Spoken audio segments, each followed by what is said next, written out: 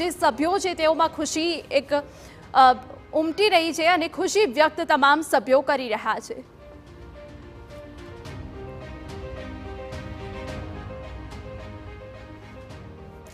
તો રાજકીય વિશ્લેષક અજય ઉમટ આપણી સાથે જોડાઈ ગયા છે। અજયભાઈ, જે રીતે દેશના વરિષ્ઠ નેતાને ભારત રત્નથી સન્માનિત કરવામાં આવે, વડાપ્રધાન તેમને શુભકામના આપે, આ ક્ષણ કેટલી મહત્વપૂર્ણ બની રહેતી હોય છે? મને એવું લાગે છે કે આ લાલકૃષ્ણ અડવાણીજીને એમની જે સુદીર્ઘ કારકિર્દી છે અને દેશના સૌથી વરિષ્ઠ રાજકારણી અને રાજનેતા જ નહીં, પરંતુ એમને વડાપ્રધાન નરેન્દ્ર મોદીએ કહ્યું ને એમ સ્ટેટ્સમેન છે।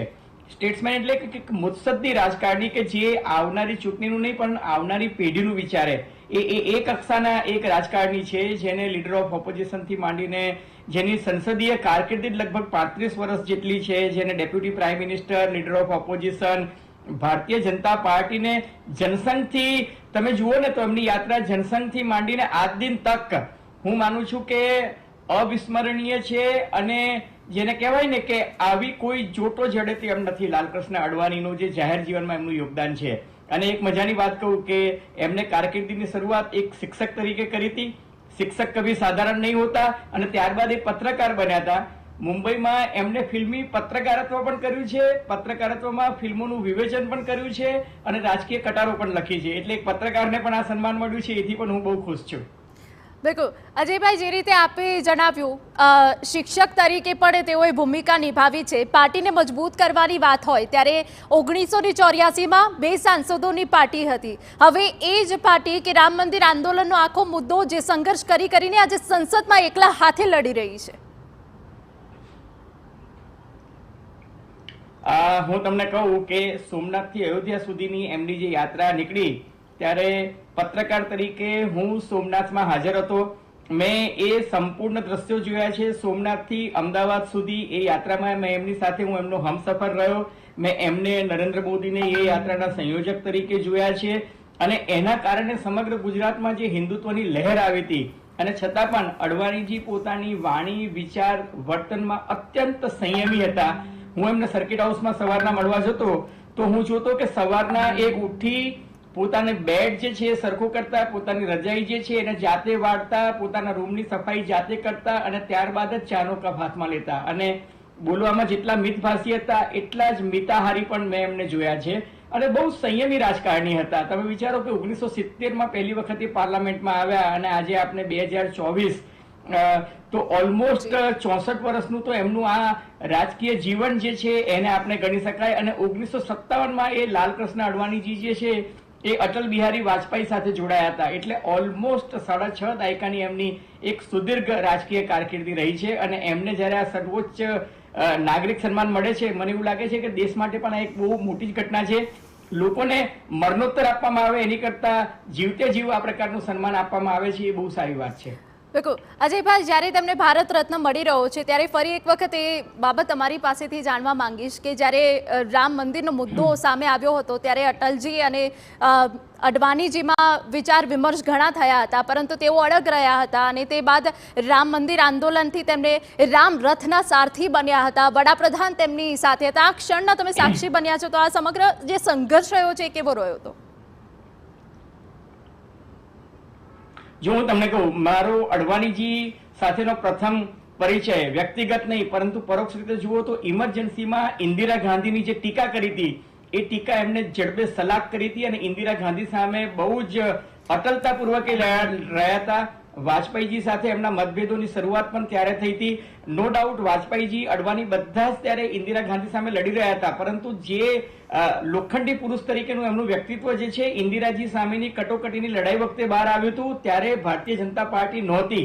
ભારતીય જનતા પાર્ટીનો પાયાનો પથ્થર મૂકનાર લાલકૃષ્ણ અડવાણી, મુરલી મનોહર જોશી, અટલ બિહારી વાજપેયી હતા, પરંતુ ત્યારે ભારતીય જનતા પાર્ટી નહોતી, ત્યારે ભારતીય જનસંઘ હતી અને એ ભારતીય જનસંઘમાં રહીને સંઘના સ્વયંસેવક તો એ 1942 થી બની ગયા હતા। 1942 થી સંઘના સ્વયંસેવક બન્યા હતા। પછી એમને ક્વિટ ઇન્ડિયા મુવમેન્ટમાં ત્યારે સાથ આપ્યો હતો। કરાચીમાં એમનો જન્મ થયો હતો અને 10મા ધોરણ સુધીનું એમને શિક્ષણ જે છે એ કરાચીમાં જ લીધું હતું અને પછી એ ત્યાંની એક મોડલ સ્કૂલમાં ટીચર બન્યા હતા। પણ મૂળ વાત જે તમે આપ પૂછી રહ્યા છો કે રામ મંદિર મુદ્દે વાજપેયીજી અને લાલકૃષ્ણ અડવાણી વચ્ચે જબરજસ્ત મતભેદ હતા, કારણ કે અડવાણી જે છે એ કટ્ટરવાદી મનાતા હતા અને એ હિન્દુત્વના મુદ્દે કોઈ પણ પ્રકારની બાંધછોડ કરવા નહોતા માંગતા, જ્યારે અટલ બિહારી વાજપેયી જે છે એમનું વ્યક્તિત્વ જે છે ઉદારમતવાદી હતું અને એ એવું માનતા હતા કે રામ મંદિરનો વિવાદ જે છે આવી રીતના આંદોલનથી નહીં આવવો જોઈએ અને સમાધાન કરીને કોઈક રસ્તો કાઢવો જોઈએ. પરંતુ લાલકૃષ્ણ અડવાણી માનતા હતા કે મુસ્લિમ તૃષ્ટિકરણ, લઘુમતીઓનું તૃષ્ટિકરણ જે કોંગ્રેસ પાર્ટી દ્વારા થઈ રહ્યું છે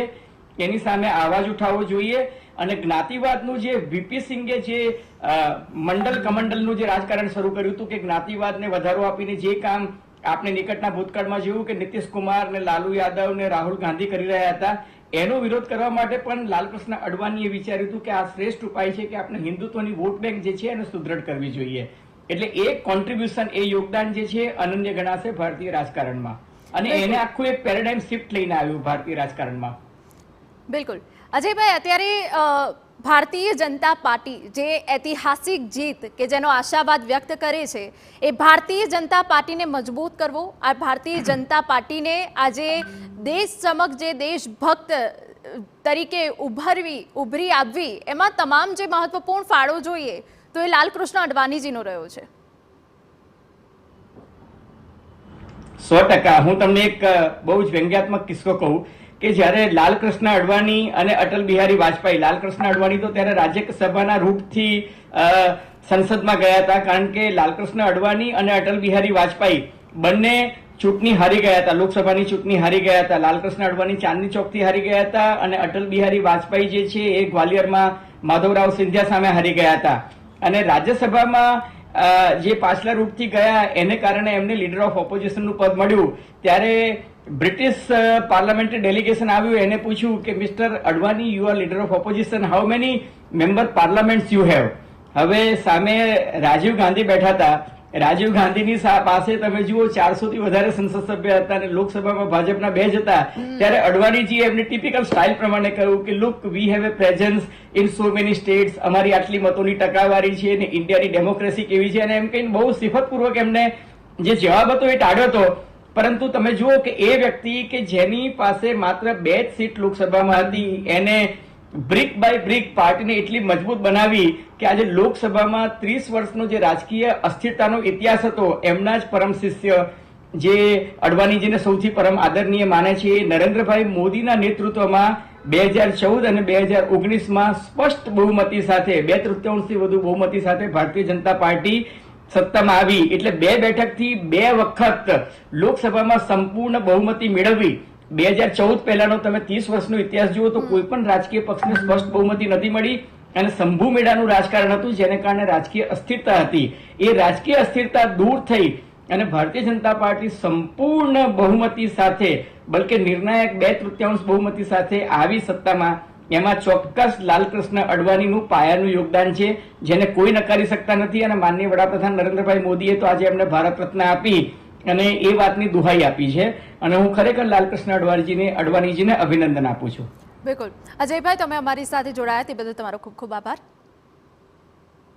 તો જે રીતે લાલકૃષ્ણ અડવાણીને ભારત રત્ન આપવામાં આવશે અને પીએમ મોદીએ ટ્વીટ દ્વારા માહિતી આપી છે, દેશના વિકાસમાં જેમનો સૌથી મહત્વપૂર્ણ ફાળો રહ્યો છે તેવા લાલકૃષ્ણ અડવાણીને ભારત રત્નથી સન્માનિત કરવામાં આવશે.